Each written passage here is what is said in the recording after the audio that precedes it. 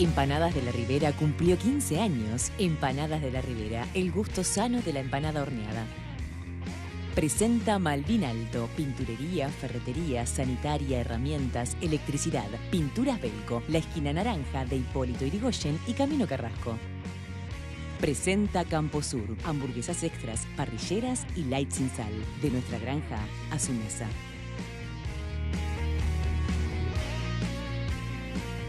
Bueno, muchos mensajes se están mandando ustedes, la mayoría, como el que leíamos, contrario a cualquier forma de voto del exterior. Pero tengo dos para matizar. Dice, en Uruguay, cuando las elecciones son obligatorias, quienes vivimos acá cerca votamos poco.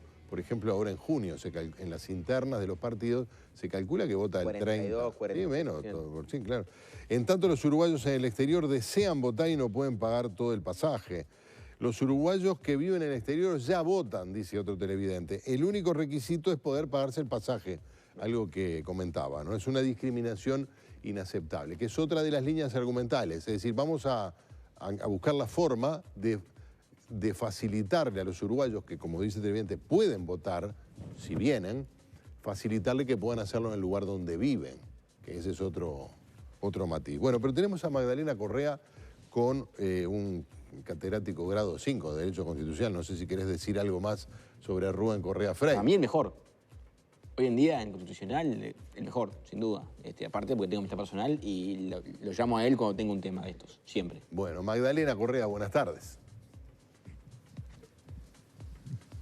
Yo hago lo mismo que Andrés. Cada vez que tengo alguna duda a nivel constitucional, llamamos a Rubén Correa Freitas, que siempre muy amablemente nos recibe aquí en su casa, quien además es director del Instituto de Derecho Constitucional de la Facultad de Derecho de la Universidad de la República, y es por eso que le trasladamos algunas de las consultas que vienen surgiendo, sobre todo en materia constitucional. ¿Qué tendría que pasar? ¿Qué condiciones tendría que haber o qué tendría que suceder para que efectivamente los uruguayos residentes en el exterior pudieran votar con lo que se conoce el voto consular? Buenas tardes. Buenas tardes.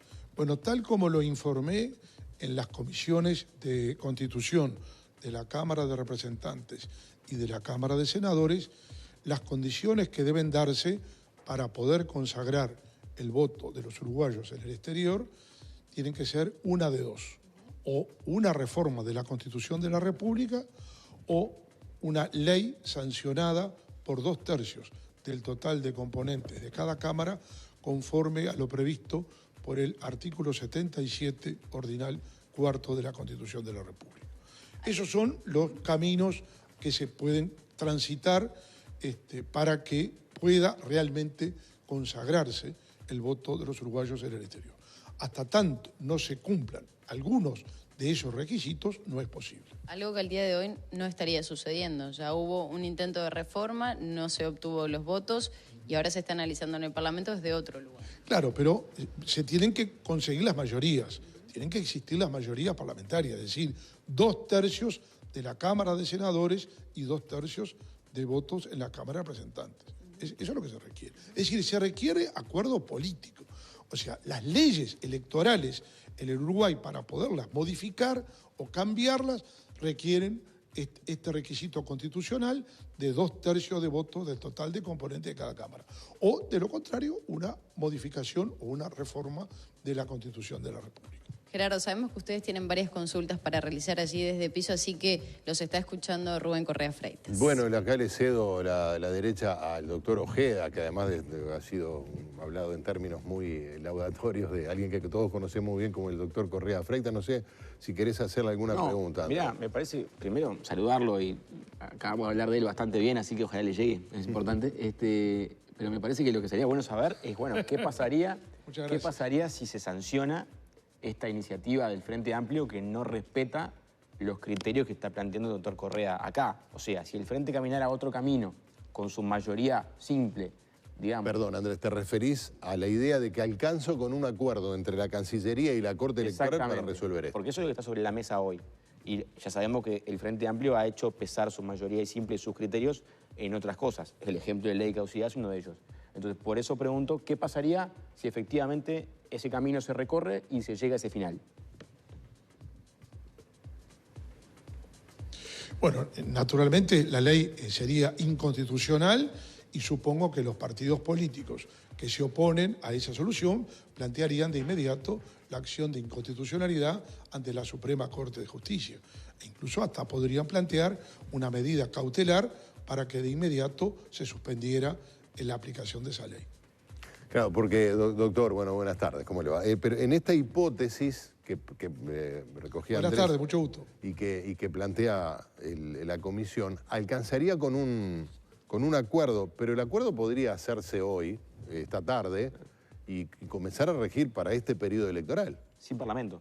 Claro, sin pasar por el Parlamento. Salvando esa etapa. Claro. No, yo creo que no. No, primero es un disparate, y lo digo con todo respeto, decir que basta un acuerdo sin una ley sancionada por 2/3 del total de componentes de cada Cámara. Sinceramente, eso es imposible. Es inviable jurídicamente. Eso sí, eso es un atropello a la Constitución de la República. Si se llega a concretar eso, realmente estamos, bueno, no quiero calificarlo, pero realmente estamos al borde del golpe de Estado. Lo digo con toda claridad y con toda honestidad. Yo no creo que nadie esté pensando en esto. Yo este tema lo hablé reiteradamente en las comisiones, y en las comisiones claramente los legisladores del Frente Amplio nunca estuvo en su ánimo transitar un camino de este tipo. Siempre fue claro de que en todo caso, si se requiere, si se quiere sancionar el voto de los uruguayos en el exterior, se tendrá que ir por uno de estos caminos. O la ley sancionada por 2/3 total de componentes de cada Cámara, o una reforma constitucional. Un acuerdo simplemente de una mayoría, de una circunstancial mayoría parlamentaria no, es imposible. Es inviable jurídicamente. Desde ya lo digo. O sea, surgió la noticia hace algunos días que podría habilitarse el voto para estas elecciones. Pero bueno, yo no puedo vivir de bolazos. Yo soy un jurista, soy un director del Instituto de Derecho Constitucional, y yo no puedo... me imagino que esto es alguien que opinó del tema y alguien Eso fue que... la vicepresidenta de la República, ¿no? Todos en el Uruguay vivimos en un Estado de Derecho, en una democracia, todos tenemos derecho a opinar. Y todos tenemos derecho a decir disparates también. Ahí dice Pero Gerardo. esto realmente, espero que realmente no sea cierto. Sinceramente lo digo por la salud de la democracia uruguaya. Yo creo que el tema electoral y el tema del sistema electoral uruguayo costó mucha sangre en el Uruguay. Costó mucha sangre derramada entre uruguayos en las guerras de fines del siglo XIX y principios del siglo XX. La última fue la guerra de 1904 encabezada por Aparicio Saravia. Y justamente todas las normas consagradas en la Constitución de la República sobre el tema de las leyes electorales tienen como base justamente en que siempre cualquier modificación del sistema electoral tiene que haber acuerdo de las amplias mayorías. Por eso es que la Constitución estableció o reforma constitucional o ley sancionada por 2/3. De ninguna manera, por simple mayoría del Parlamento, de cada una de las cámaras, se pueden disponer cambios en el sistema electoral uruguayo.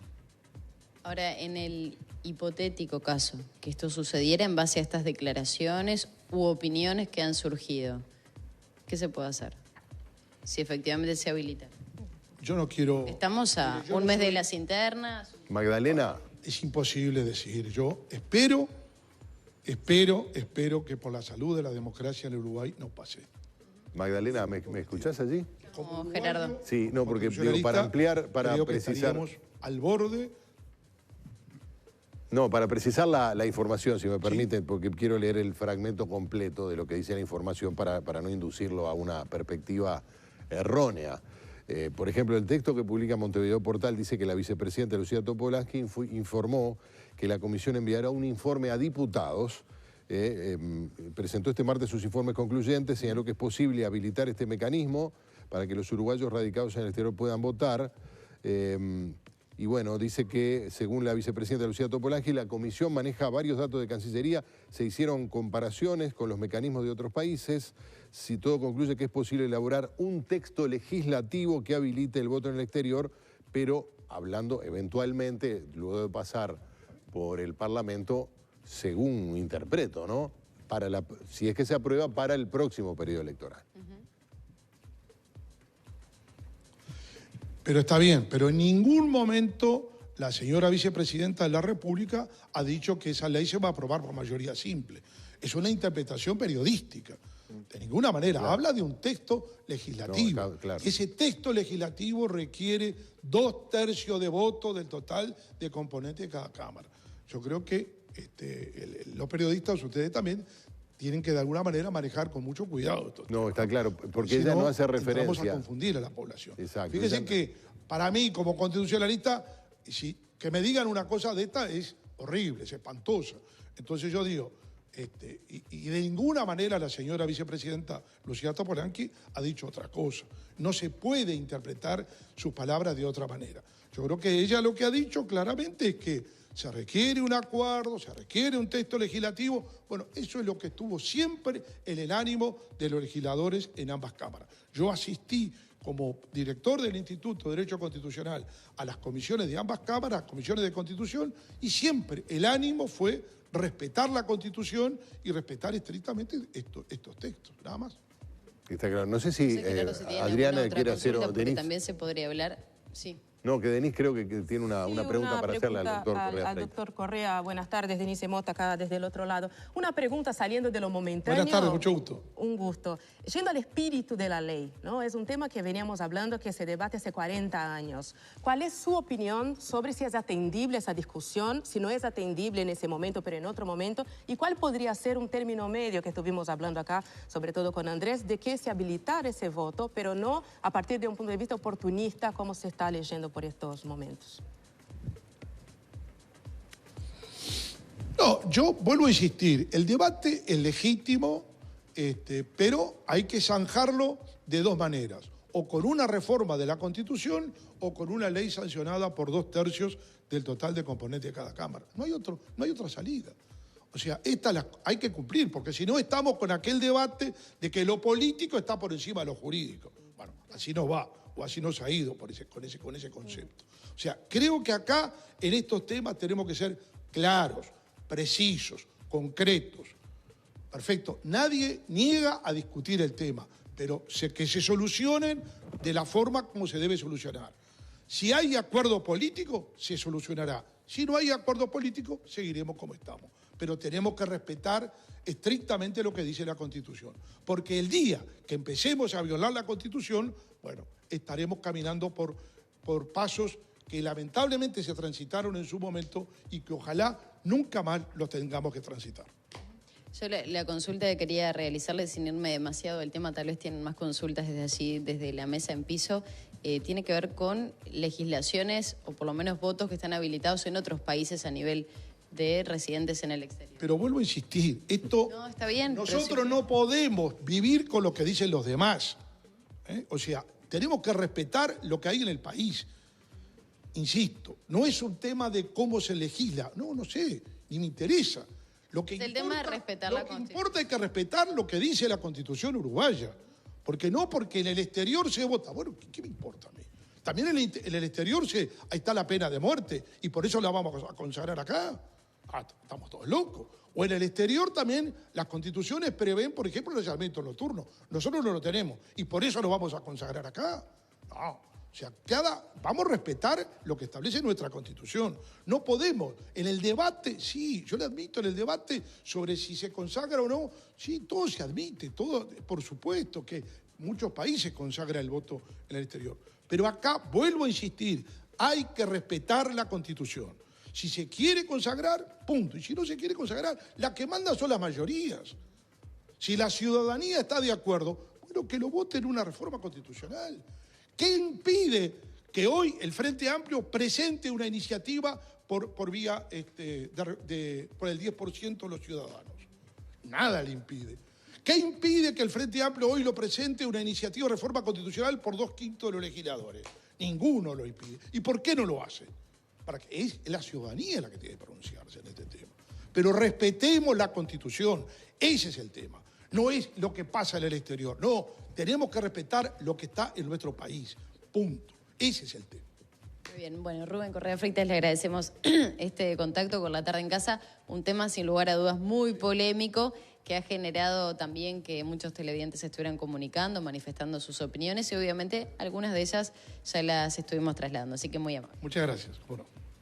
Bueno, nos despedimos, por aquí siguen ustedes con Perfecto, más gracias este al debate doctor Rubén que se ha Correa tornado un Freitas. tanto acalorado en materia de opiniones. No, está bien, gracias al doctor Correa Freitas, gracias Magdalena. Claro, es muy enfático en cuáles son los mecanismos. Bueno, yo estoy francamente muy de acuerdo con el contenido de lo que dice y sobre todo con la vehemencia con la que lo dice. La vehemencia. Con la vehemencia, porque hay cosas con las que no se joroba por la hora de la tarde.